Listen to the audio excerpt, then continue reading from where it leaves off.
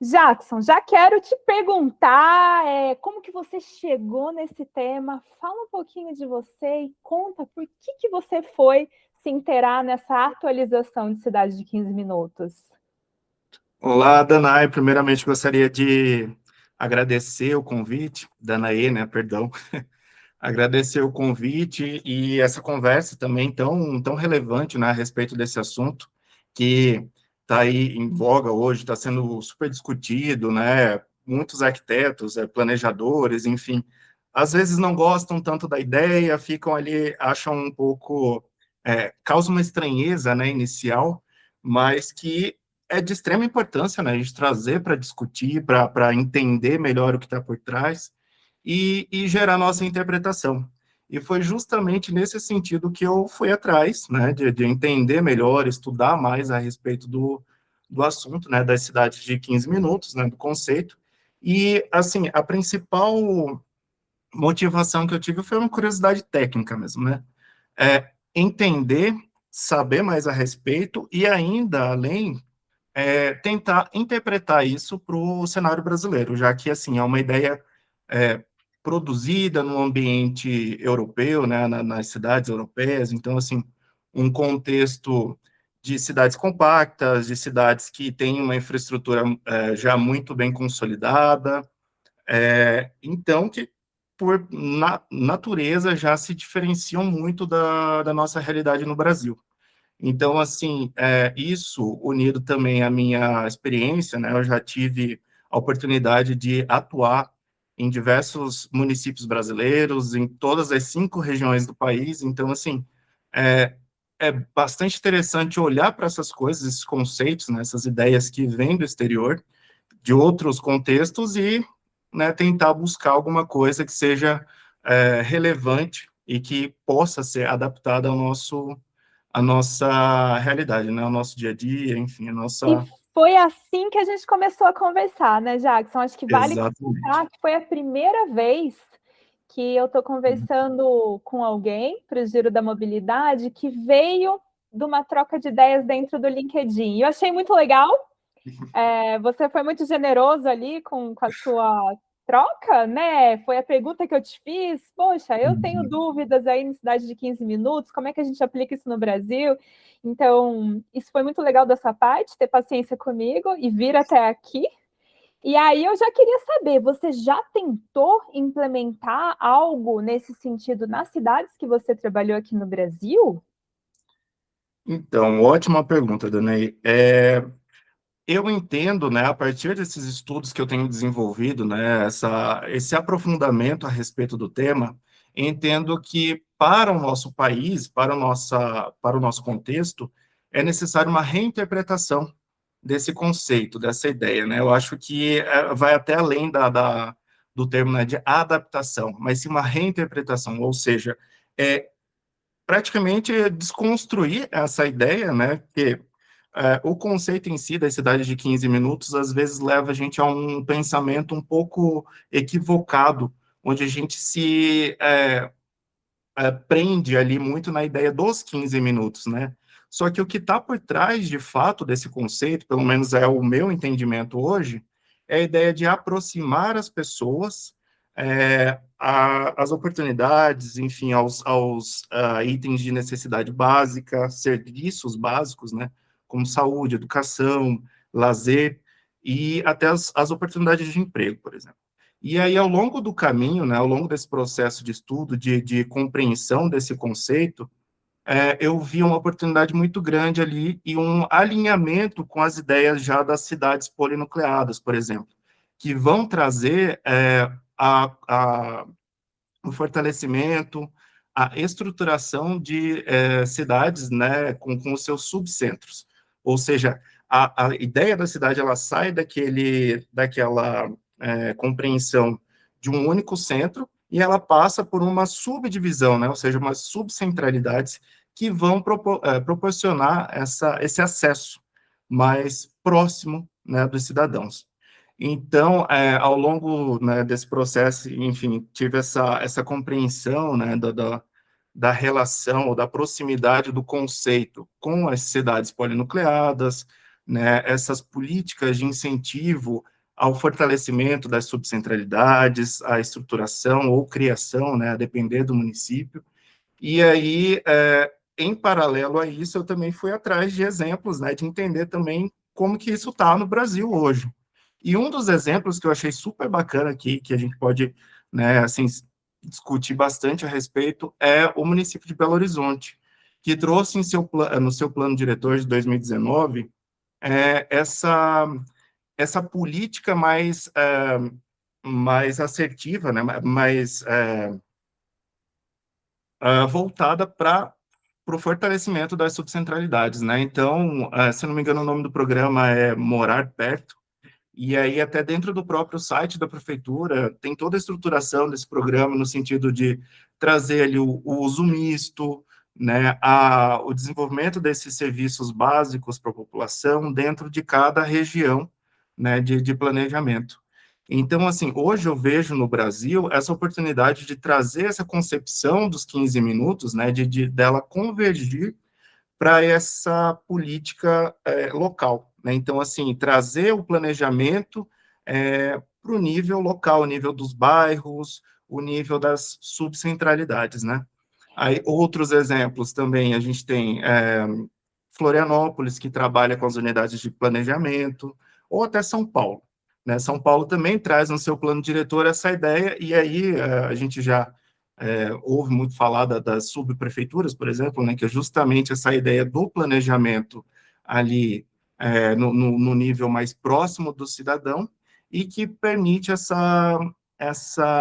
maior detalhamento, né, e a maior apreensão sobre o território da cidade. Você trouxe exemplos muito interessantes, sabe que eu conheci a equipe de Belo Horizonte em 2024, num programa do M-Cidades, e eles estavam Uhum. com um projeto de revitalização ali de área central, muito bacana, mas isso me faz ter uma outra curiosidade, viu, Jackson? Que, Uhum. na verdade, meio que viram duas perguntas. Você citou Belo Horizonte, Floripa e São Paulo, que são Uhum. capitais.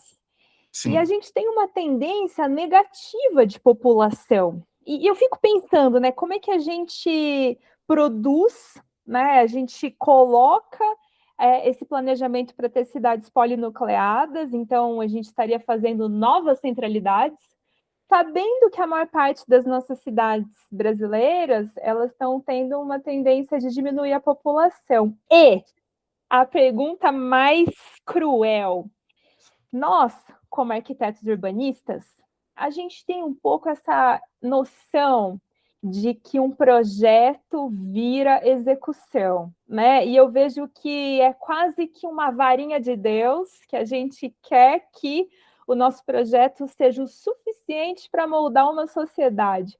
Você acredita que com as instruções urbanísticas em termos de legislação e planejamento, nós realmente temos capacidade, como técnicos, de produzir uma cidade polinucleada se a gente quiser?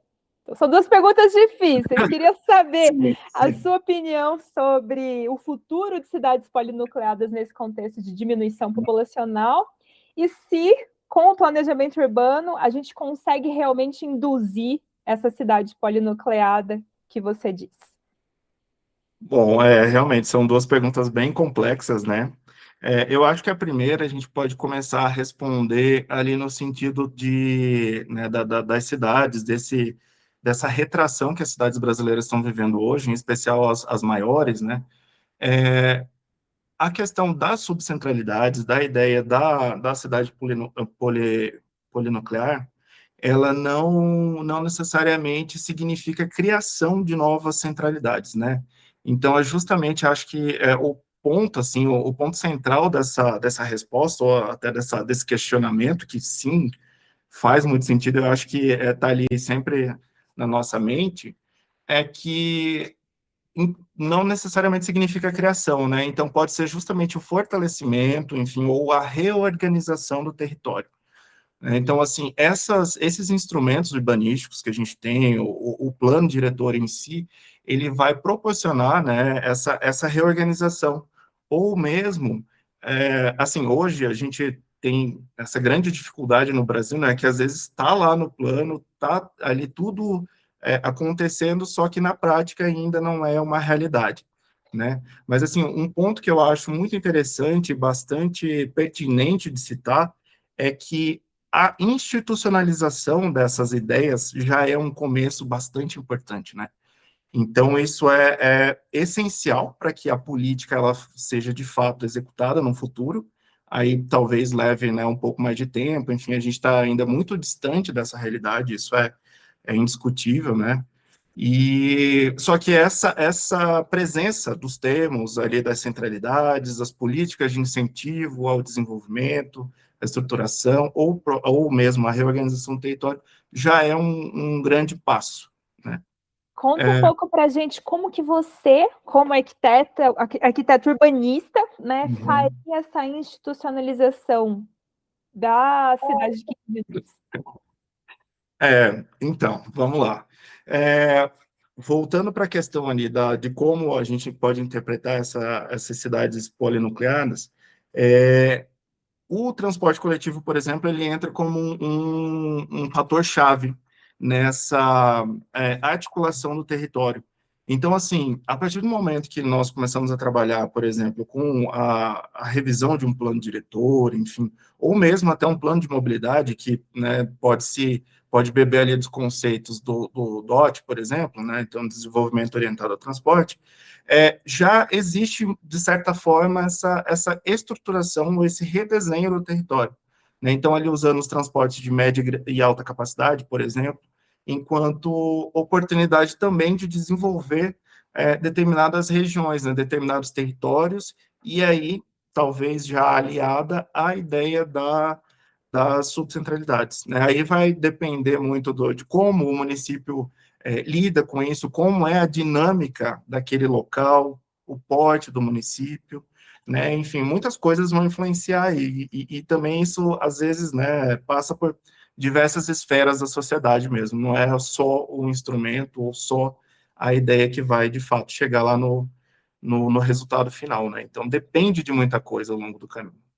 Você já trouxe também um ponto que a gente começou a discutir no LinkedIn, que é o ponto do transporte coletivo, que a impressão que eu tenho, posso estar Uhum. errada, né? Quando a gente lê ali Carlos Moreno, que tem muita ênfase nos não motorizados, e a gente sabe que a eficiência dos não motorizados está circunscrita a um raio de 1 quilômetro até 5 quilômetros, se for uma bicicleta, mas que no Brasil 15 minutos a gente vai começar a pensar num jeito mais motorizado, nem que seja elétrico e coletivo, para vencer, né, Jackson? Você acha que isso já começa a ser a nossa reinterpretação da cidade de 15 minutos do Piniquim?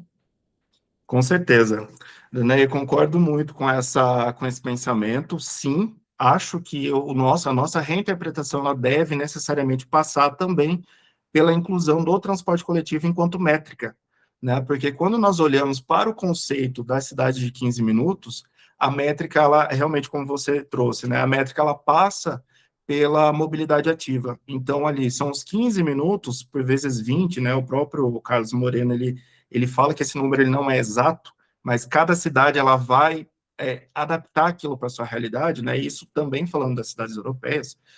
Então, a intenção ali é ter essa métrica como um reflexo da cidade acessível, né? Então, esse tempo, a gente pode medir ele, né? Já que é uma reinterpretação, a gente pode medir do jeito que a gente acha que fica, né, mais, não conveniente, mas que é melhor é, trazido, né, melhor interpretado no nosso território. E aí eu acho que entra, sim, o fator transporte coletivo, né? E até, por exemplo, para citar as nossas diferenças em relação a questões climáticas, por exemplo, né? Então, assim, os 15 minutos, caminhar em 15 minutos numa cidade no Brasil pode ser, né, algo já bastante é, complexo, difícil, né, a depender do calor extremo, por exemplo, enfim, condições adversas, né, em relação a isso. Então, nesse sentido ali, pode entrar, sim, o transporte coletivo, e esses 15 minutos, talvez, ou 20, sei lá, trazido ali para a métrica desse modo de transporte, né. Então, com certeza, acho que é uma oportunidade bem interessante para essa reinterpretação. Mas tem também uma questão boa no Brasil, que tirando as nossas capitais, né, as cidades realmente de grande porte, o Brasil é feito de pequenas cidades, Sim, ou médias. perfeito. Eu trabalhei já com muitas cidades que você corta ela em 15 minutos.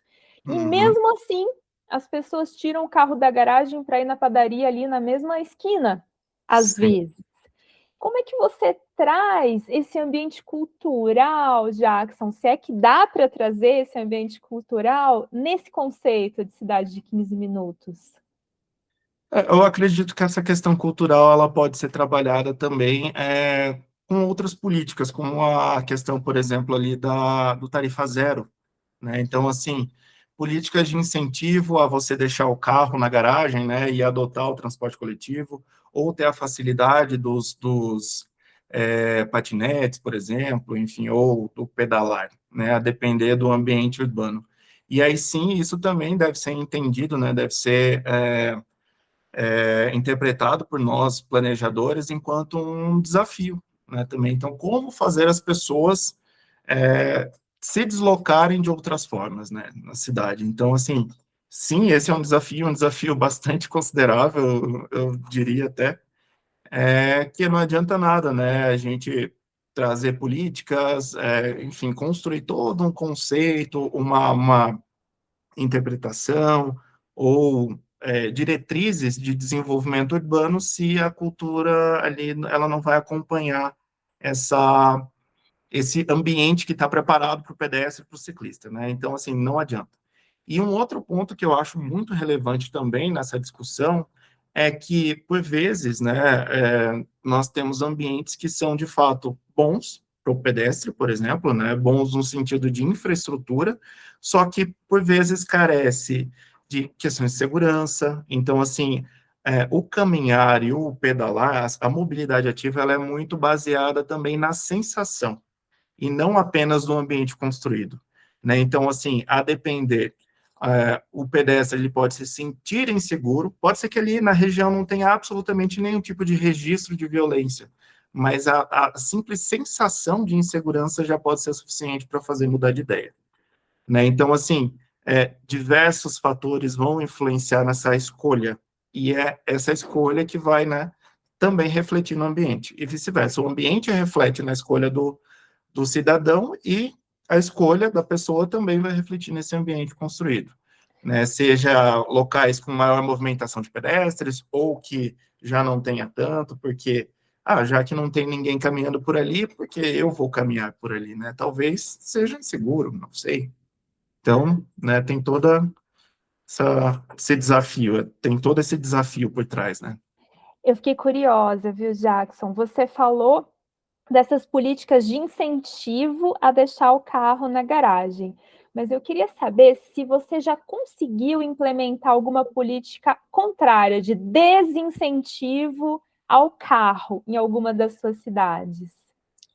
Desincentivo ao carro. Olha, sinceramente, de novo, pelo fato de passar por diversas esferas, né, de decisão, são normalmente medidas muito impopulares, né? Então, assim, a minha própria dissertação de mestrado foi justamente para falar sobre isso, né? Demanda de viagem, enfim, como fazer essa organização e como trabalhar os incentivos e desincentivos, né? O desincentivo ao carro e o incentivo ao uso dos modos ativos ou transporte coletivo. Mas, sinceramente, isso ainda no Brasil é uma coisa muito distante. Você sabe que o único que eu consegui na minha carreira até agora no Brasil é Uhum. um desincentivo que passa despercebido, que é abolir os requisitos mínimos de estacionamento. É Sim. uma coisa que pode colar bem com o público do setor privado, do tipo assim, oba, não vamos precisar fazer estacionamento. Mas é um desincentivo, porque a pessoa não vai mais ter aquele estacionamento para parar, a pizzaria que coloca a vaga sim. gratuita e cobra pela vaga na tua pizza, né? Você não Uhum, tem mais a necessidade de ter uma vaga te esperando e tal. sim. Foi a única política de desincentivo que eu consegui por enquanto, viu, Jackson? E, Danae, só citando mais um exemplo aí enquanto eu não sei se dá para dizer que eu consegui, mas usualmente os planos de mobilidade que eu trabalho, eu gosto muito de citar ali pelo menos os exemplos de municípios que fecham vias, né, seja final de semana, né, ali trabalham com urbanismo tático, por exemplo, né, para fazer esse incentivo à criação de calçadões, por exemplo. Calçadões, às vezes, pontuais, um final de semana, um domingo, para uma feira, por exemplo, né? Então, assim, tive a oportunidade de levar esses exemplos para alguns municípios, por exemplo, lá em Alagoas, que eu participei, né, do plano de mobilidade deles, no Amapá também. Então, assim, pelo menos a ideia está sendo disseminada ali, né? Então, dentro ali das propostas do plano de ação, sempre é citada essa necessidade que se tem de fechar vias, de tornar ali o espaço seguro, né? E às vezes fechado por completo, né? Ele voltado integralmente para o pedestre, para o ciclista, e por aí vai, né? Como um exemplo é aqui em Brasília, né, que tem o eixão do lazer, né, que todo domingo fecha ali o eixo rodoviário para que a população ocupe e aquela rua volte né, mesmo que momentaneamente, volte a ser do pedestre, né, da vizinhança, ter aquela segurança de circular ali e viver a experiência da cidade, das trocas, né, com os vizinhos, os amigos, enfim, todo mundo que está ali, e ter esse espaço mais dinâmico e não só aquele rodoviário, né, aquele voltado para o carro, poluição, barulho, etc. Né? E é interessante que um expert de cidade de 15 minutos está morando em Brasília, né, Jackson? Tipo assim, é a nossa cidade mais automotiva que existe, mas eu confesso que a última vez que eu estive em Brasília, me falaram muito bem dessa. Aos domingos que estão fechando Isso. várias vias ali ao redor da rodoviária, né? E que eu Hum. fiquei com muita vontade de conhecer. Me disseram que está um maior sucesso, que teve uma certa pressão para parar e que a população não deixou parar porque tem uma adesão muito grande, não é? Isso, isso. Todo domingo costuma ser bem movimentado lá, né?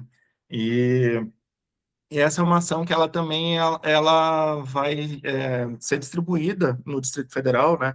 Não só no plano piloto, que esse eixo rodoviário, ele é no plano piloto, a Asa Norte e a Asa Sul, ela é fechada, né? Esse eixo. Só que tem outras regiões administrativas também, como o caso do Guará, por exemplo. Então, assim, a ideia ela também se distribui no Distrito Federal e, e tem essa adesão grande da população, né? Se você fosse passar para um prefeito, Jackson, ou uma cidade que você está começando a trabalhar com uma consultoria com um projeto, como é que você ia passar essa ideia de 15 minutos em ações? Você começaria por essas vias de lazer ou por algum outro caminho? Eu sugeriria, nesse sentido, começar a primeiro entender o território, né, a cidade em si. Então, por vezes, essas centralidades elas já acontecem de forma, digamos que natural.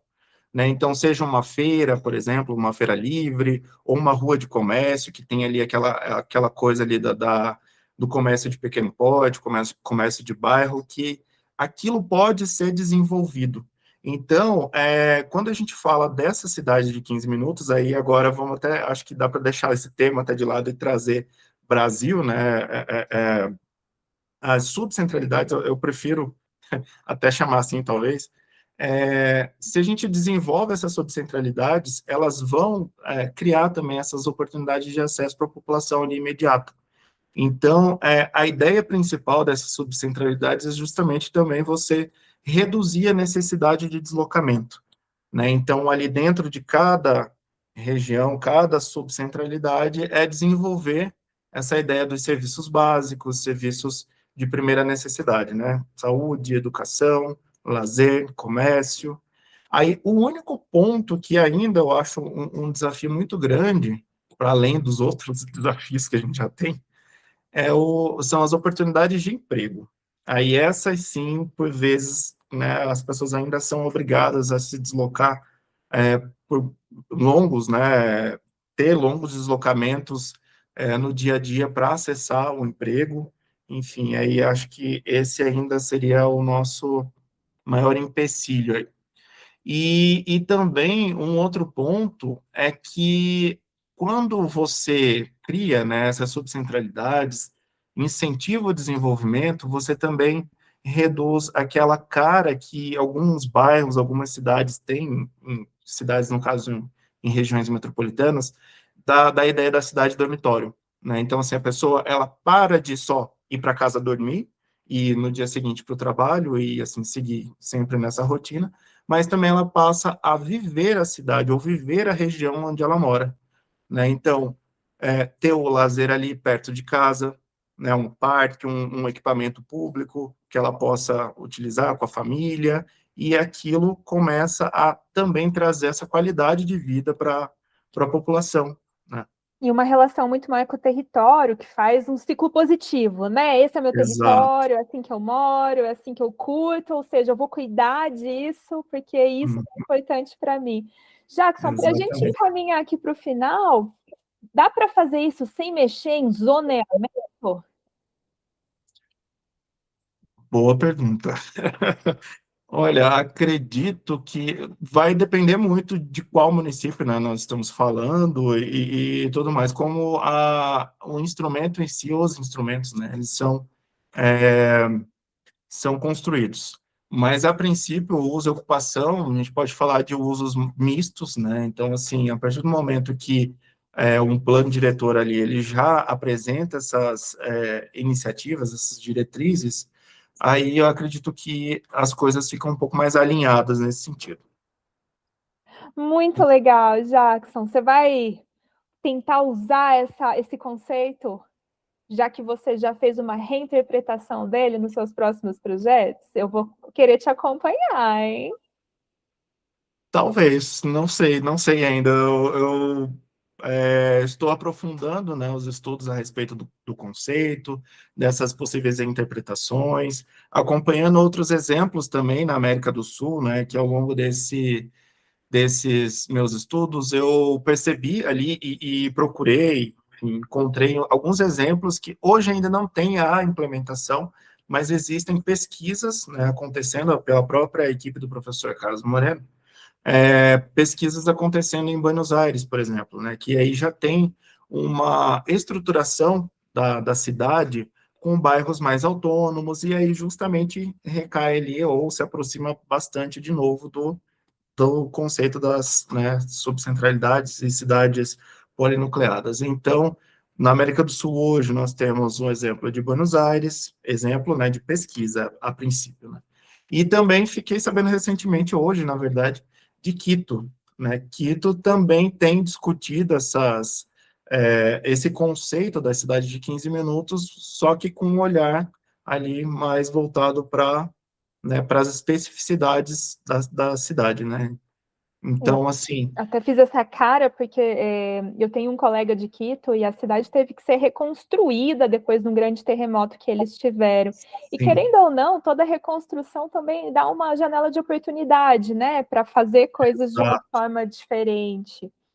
exatamente. Então, eu acho que, assim, é bem interessante acompanhar a consolidação também do próprio conceito, né? Um ponto que eu achei bacana, assim, interessante de ver, é que o conceito também tem mudado, né? Lá atrás, ali, a ideia parecia uma coisa meio modelo de cidade, mas que hoje já traz uma ideia de lente, né? Então, como vamos olhar para o nosso território a partir da lente de uma cidade de 15 minutos, né? Então, assim, ter essa flexibilidade para reinterpretar, para adaptar, para ajustar aquilo conforme o território ali já construído, já consolidado, ele se mostra, né, para a gente, tanto em relação a limitações, as oportunidades, por aí vai.